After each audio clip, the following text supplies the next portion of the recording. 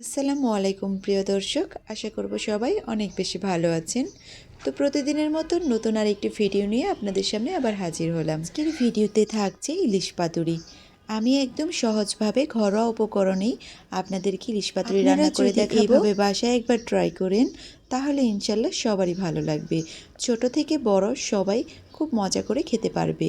এখানে ঝালের পরিমাণটাও একদম ঠিকঠাক থাকবে, যেন ছোট বাচ্চারাও খেতে পারে। আজকে আমি আপনাদেরকে যেইভাবে ইলিশ পাতুরিটা রান্না করে দেখাবো, এর আগে কেউ হয়তো এইভাবে রান্না করেননি। কেননা এই রেসিপিটা যেহেতু আমি ফার্স্ট টাইম ট্রাই করেছি, তাই ভাবলাম যে আপনাদের সাথে একটু শেয়ার করে নেই। আমার কাছে কিন্তু খেতে চলুন তাহলে দেখে নেই কীভাবে ইলিশ পাতুরিটা রান্না করব আর কী কী উপকরণ থাকছে এই পাতুরির জন্য। এখানে আমি সর্ষে নিয়েছি আর নিয়েছি আমি এখানে হাফ কাপের মতো দিয়েছি সর্ষে, আর হাফ কাপের অর্ধেক দিয়েছি পোস্তদানা। এখানে যদি পোস্তদানাটা দেন তাহলে কিন্তু সর্ষেটা তিতে লাগবে না।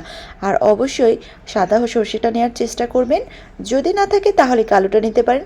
তবে কালোটা আমি এখানে দিয়ে দেব গরম পানি। গরম পানির মধ্যে আমি পাতাগুলোকে ভালো করে একটু 2-3 মিনিট কোট করে নেব। আর অবশ্যই এই কাজটা কিন্তু কুসুম গরম পানিতেই করতে হবে, অতিরিক্ত গরম পানি দেওয়া যাবে না। পাতাটাকে কিন্তু 2 থেকে 3 সেকেন্ড এইভাবে রাখতে হবে পানিতে ডুবিয়ে, এর বেশি রাখবেন না, তারপর তুলে ফেলবেন। তবে তুলে ফেলার পর একটু ঝরিয়ে নিতে হবে, ভালো করে ঝাঁকিয়ে নেবেন। এবার সর্ষে পোস্ত আর কাঁচা লঙ্কা বাটাটা আমি একটা বোলের মধ্যে নিয়ে নিচ্ছি।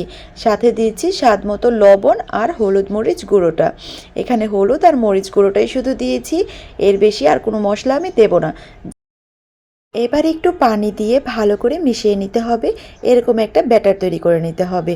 ঘনত্বটা ঠিক এরকমই হবে, এর বেশি পাতলা করলে কিন্তু পাতুরিটা ভালো হবে। আর হলুদ দিয়ে ইলিশ মাছের পিসগুলোকে ম্যারিনেট করে রাখবো। আপনারা এই কাজটা কিন্তু শুরুতে করতে পারেন, আমার আসলে খেয়াল ছিল না, এই জন্য ম্যারিনেটটা আমি একটু পরেই করে ফেলেছি। যদি আপনারা অন্যান্য কাজ করার আগেই ইলিশ মাছগুলোকে ম্যারিনেট করে রাখেন তাহলে আরও বেশি ভালো হয়। এবার পাতাগুলোকে আমি রেডি করে নিব পাতুরিটা তৈরি করার জন্য। তো পাতাগুলো আমি যেইভাবে সাজাচ্ছি ঠিক সেইভাবেই কিন্তু বসাতে হবে। এবার সর্ষে পোস্ত দিয়ে ভালো করে ইলিশ মাছটাকে কোট করে নিতে হবে, যেন ভেতরে ভালো করে মশলাটা ঢুকে যায়। এই কাজটা অবশ্যই হাত দিয়ে করবেন। এবার ভেতরে আমি একটা কাঁচা লঙ্কা দিয়ে দিব, ঠিক এইভাবে উপরে বসিয়ে দিয়ে পাতাটাকে কোট করে নেব। আর এই কাঁচা লঙ্কাটা দেওয়ার কারণ হলো এই কাঁচা লঙ্কা থেকে সুন্দর একটা ফ্লেভার আসবে। কাঁচা লঙ্কাগুলো যদি ছোট সাইজের হয় তাহলে 2টা করে দিয়ে দিবেন, যেহেতু আমার কাছে বড় সাইজের কাঁচা লঙ্কাগুলো ছিল ওই জন্য আমি একটাই দিয়ে দিয়েছি। তো কাঁচা পাকা 2টা দিলে কিন্তু দেখতে সুন্দর লাগে, আমার কাছে এত কিছু ছিল। বাই দ্য ওয়ে, এখন একটা সহজ টেকনিক আপনাদের দেখিয়ে দেব। একটা টুথপিক নেবেন আর 2টা পাতার মাঝ বরাবর এইভাবে দিয়ে দেবেন। এর আগে যতবারই ইলিশ পাতুরি রান্না করেছি আমার কাছে কিন্তু এই সুতার কাজটাই বেশি ঝামেলার মনে হয়েছে। তো এখন থেকে এরকম সহজভাবে ইলিশ পাতুরি বাসায় রান্না করবেন, কোনো ঝামেলা ছাড়াই। যাদেরকে খেতে দিবেন তারাও দেখবেন যে খুব মজা করে খাচ্ছে। সো আমি ভিডিওর শুরুতেই বলে নিয়েছিলাম যে আজকে সহজভাবে আপনাদেরকে ইলিশ পাতুরিটা করে দেখাবো, আর সহজভাবে সম্পূর্ণ ইলিশ পাতুরিটা আমি করে দেখিয়েছি। এবার আমি ভেজে দেখাবো যে এটার ভেতর থেকে পুর বেরিয়ে যায় কি বেরোয় না।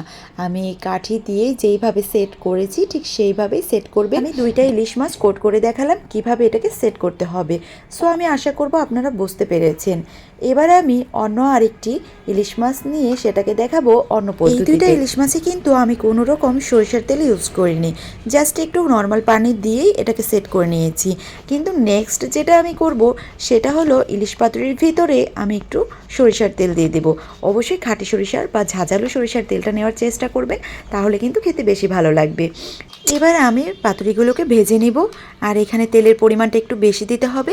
তেলটা যখন একদম গরম হয়ে যায় পাতুরিগুলো গরম তেলের মধ্যে দিয়ে দিব, তবে এটা খুব সাবধানে করতে হবে। এবার দেখবেন যে একটা পাতুরি থেকেও পুর বের হয়ে যাবে না।